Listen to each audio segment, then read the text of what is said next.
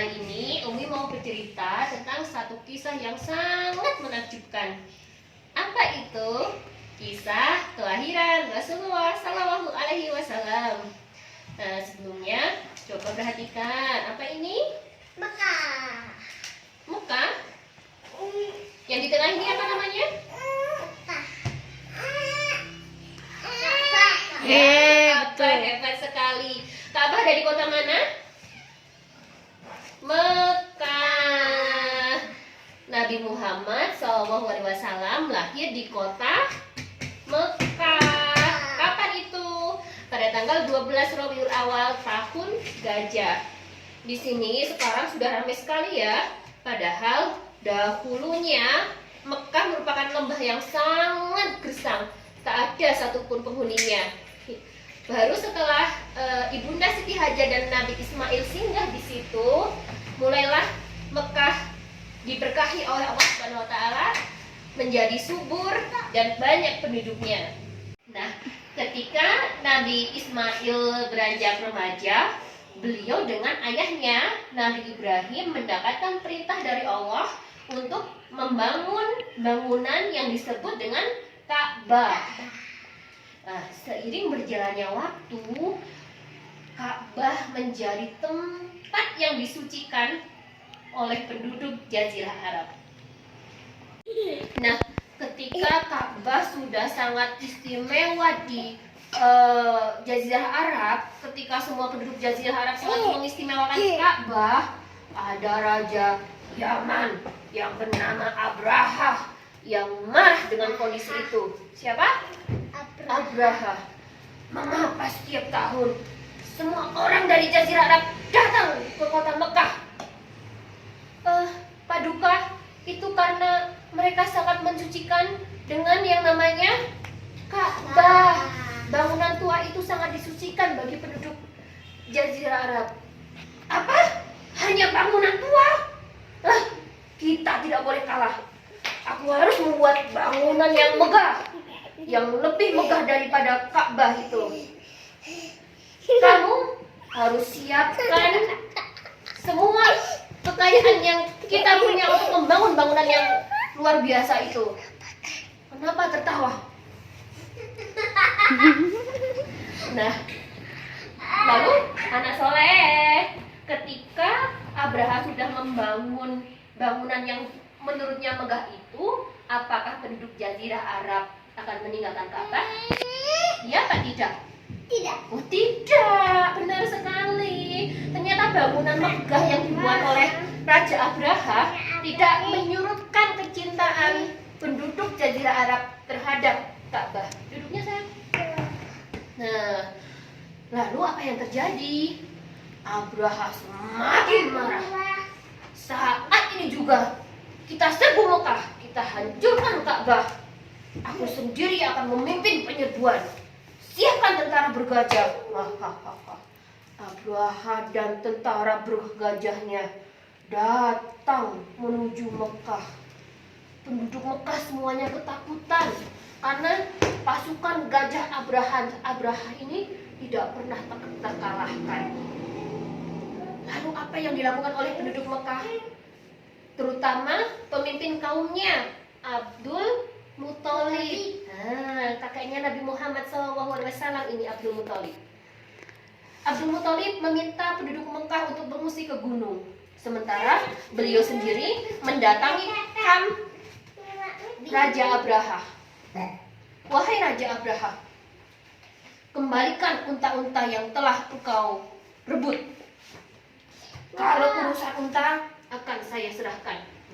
Lalu ini apa namanya? Abdul Muthalib bertanya lagi, meminta sesuatu kepada Raja Abraha. Kalau begitu, tolong jangan hancurkan Ka'bah. Tetapi apa jawaban Raja Abraha ini? Untuk itu tidak akan terjadi. Tujuan saya datang ke sini adalah untuk menghancurkan Ka'bah.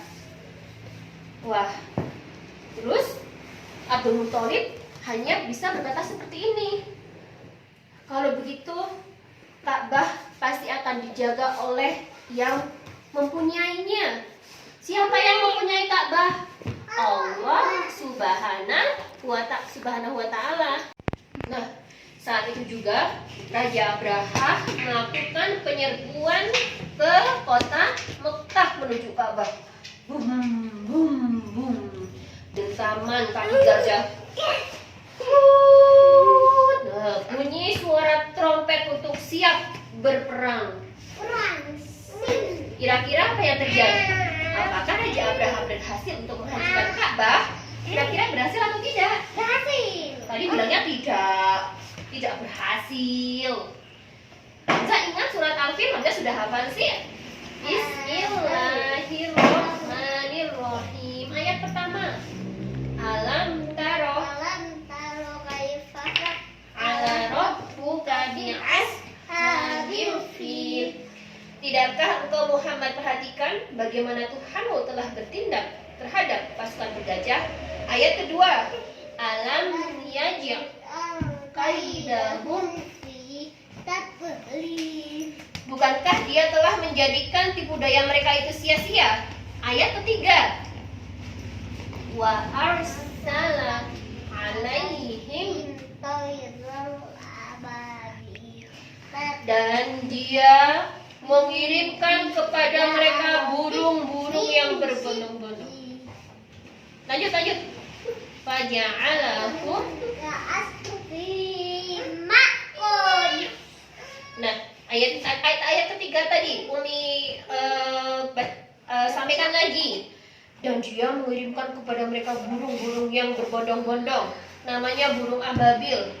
Yang apa? Yang melempari mereka dengan batu dari tanah liat yang terbakar. Batu-batu dari api neraka dilemparkan kemana? Ke para pasukan bergajah, kepada gajahnya dan pasukan orang-orangnya. Semuanya mati, daging-dagingnya rontok, sehingga mereka seperti daun-daun yang dimakan ulat. Habis semuanya. Daun-daun yang dimakan ulat seperti ini, pada bolong-bolong. Begitu juga dengan pasukan Abraha, semuanya seperti itu. Dagingnya sampai rontok. Sangat mengerikan peristiwa itu. Sehingga Ka'bah pun selamat dari pasukan Abraha, dan hanya Abraha yang bisa kembali ke Yaman, satu-satunya yang berhasil hidup itu. Nah, pada saat penyerbuan ke Ka'bah ini, yaitu pada tanggal 12 Rabiul Awal tahun gajah, hari itulah kelahiran Nabi Muhammad Sallallahu Alaihi Wasallam. Saat itu Ibunda Aminah melahirkan Nabi Muhammad. Wahai sahabatku, tolong sampaikan kepada Abdul Muthalib bahwa telah lahir bayi dari keluarganya.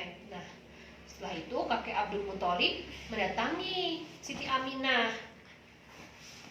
Beliau sangat bersyukur kepada Allah karena telah lahir bayi mungil yang mengingatkannya kepada ayahnya Nabi Muhammad yang telah meninggal dahulu, namanya Abdullah.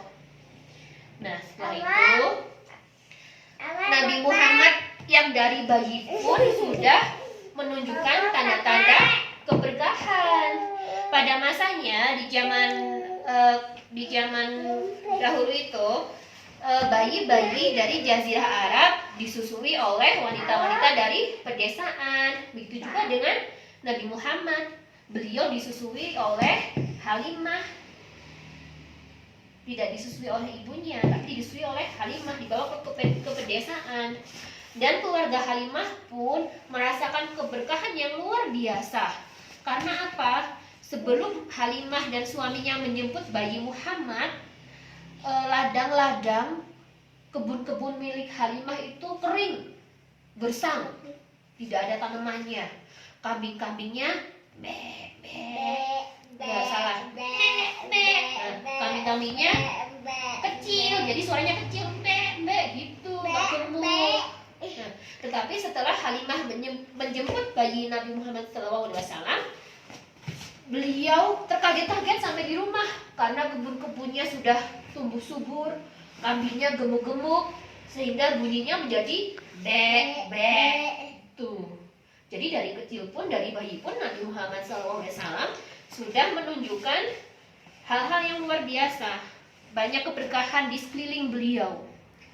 Kira-kira itu saja ya cerita tentang kelahiran Nabi Muhammad SAW, anak soleh. Nah, sini. Sekian, Umi akhiri. Duduk manis. Doa dulu. Alhamdulillahirabbil alamin. Assalamualaikum warahmatullahi wabarakatuh. Waalaikumsalam warahmatullahi wabarakatuh.